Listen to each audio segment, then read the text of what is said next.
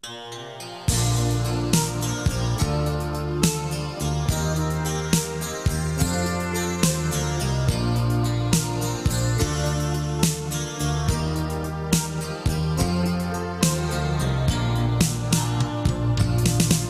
ามรักคือพลังแห่งดวงชีวิตพระพรหมลิขิต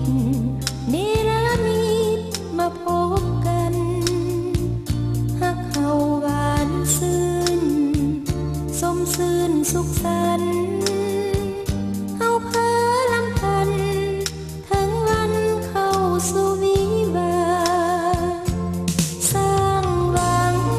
เป็นพลังอยู่ในหัวใจเริ่มชีวิตใหม่สดใสเนื้อนินจินดาอย่าเก่งไว้วัน